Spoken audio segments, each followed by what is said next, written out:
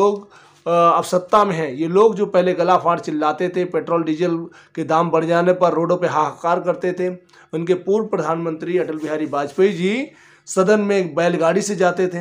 इनकी तमाम महिला सांसद जो अब मंत्री हैं तमाम केंद्र और राज्यों में, वो जाके रोडों पे जाके सिलेंडर और गैस सिलेंडर चूल्हे जलाकर बैठ के तमाशा करते थे।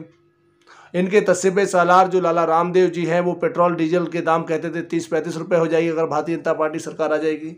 पर दोस्तों हुआ उसके उलट।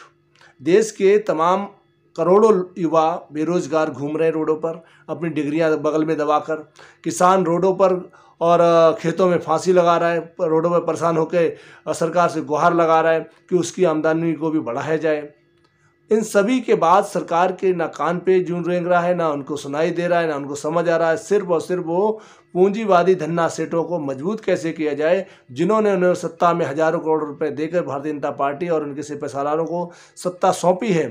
अब वही सरकार पूंजीवादी तंत्र को मजबूत करते हुए तमाम तरह के उनके फायदे के बिल, फायदे के कानून बनाकर इस देश की जनता को परेशान कर रही है। अब आज की डेट में महंगाई का दर्द इतना है जनता को कि जनता करहा रही है। आप सभी को पता है कि महंगाई में पेट्रोल, डीजल, खाने के सामान, आना जाना, ट्रैफिक फेयर भाड़ा, तमाम तरह की चीज़ें इतनी महंगी हो गई हैं कि आम जनमानस पूरी तरह से परेशान है, भुखमरी की कगार पर है। और इसमें सबसे बड़ा जो प्रभाव पड़ा है इस क्षेत्र वर्ग पर, वो किसान है, वो गरीब मजदूर वर्ग है, वो मध्यम वर्ग है जिसके रीढ़ की हड्डी टूटी हुई है। सरकार लगातार अपने ढिंढोरे पीटे जा रही है। झूठे मीडिया माफिया द्वारा इस देश की सरकारों को बचाने का काम जो कर रही हैं, वो लगातार सरकार के जो गलत नीतियां हैं उनको छुपाने का काम कर रही हैं।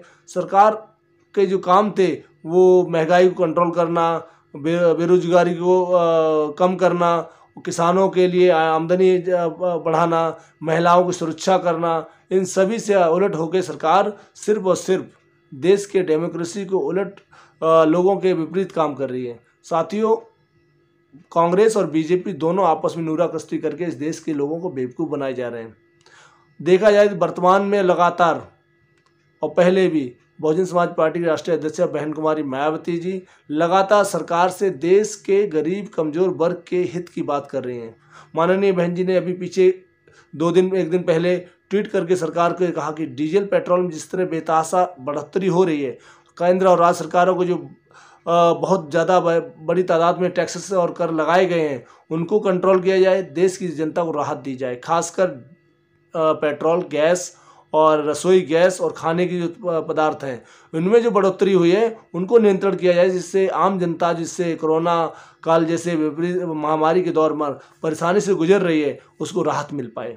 लेकिन केंद्र सरकार नहीं सुन रही है, ना समझ रही है। माननीय बहन कुमारी मायावती जी ने पहले 9 जनवरी को भी इसी मुद्दे को, खासकर अकेली एक नेता ऐसी है जो लगातार इस देश के कमज़ोर गरीब वर्ग के हित की बात कर रही है, उनके खाने पीने की जो चीज़ें प्रभावित हो रही हैं उनको जुटाने की बात कर रही हैं और केंद्र सरकार से बार बार मांग कर रही हैं कि इन चीज़ों पर नियंत्रण करके आम जनता को राहत दी जाए।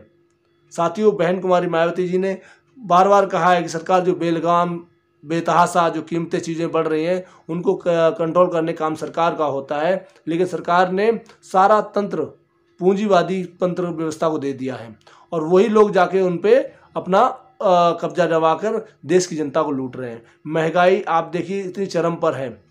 पेट्रोल डीजल के दाम जब इंटरनेशनली कम हो रखे हैं कच्चे तेल के, उसके बावजूद भी लगातार 7 साल से सरकार लूट रही है। तमाम चीज़ें जब जीएसटी के दायरे में थी, डीजल पेट्रोल सरकार अभी तक जीएसटी में नहीं लाई, क्योंकि उन्हें पता है देश की सबसे ज़्यादा खपत इन उत्पादों की होती है और सरकार को लूटने के लिए सबसे बेहतर तरीका है। माननीय बहन कुमारी मायावती जी ने फिर पुनः कहा कि इस चिंताजनक स्थिति को अगर निपटना है, इसको कंट्रोल करना है, तो सरकार को डीजल पेट्रोल की और रसोई की कीमतों को कंट्रोल करना पड़ेगा, कम करना पड़ेगा। आज डीजल 90-80 रुपये लीटर बिक रहा है, पेट्रोल 100 रुपये से ऊपर चला गया है, गैस सिलेंडर 850-900 रुपये का हो गया है। यही आज से 5 साल 8 साल 9 साल पहले ये बहुत सारे चीज़ें जब 50 रुपये 60 रुपये डीजल होता पेट्रोल होता था और 450 रुपये 400 रुपये गैस सिलेंडर होता था, तो यही सरकारें छाती पीट के चिल्लाती थी।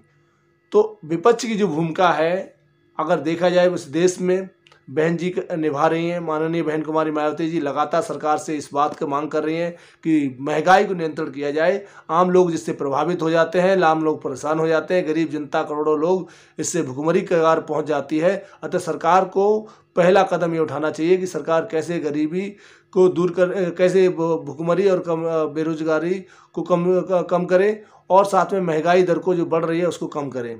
तो हमें लगता है कि हम सभी को बहन कुमारी मायावती जी की इस आवाज़ को जन जन तक पहुंचाना जरूरी है। और as a Bahujan Samaj party कार्यकर्ता होने नाते हमारा पहली जिम्मेदारी बनती है कि हम लोगों को समझाएं कि जो सरकारें सत्ता में हैं वो लोकतंत्र और संविधान के खिलाफ काम कर रही हैं, वो जनहित में काम नहीं कर रही हैं, वो संविधान के हित में काम नहीं कर रही हैं, वो पूंजीपति और व्यापारीकरण के लिए काम कर रही हैं। अतः हमको इन सरकारों की गलत नीतियों के खिलाफत करनी चाहिए।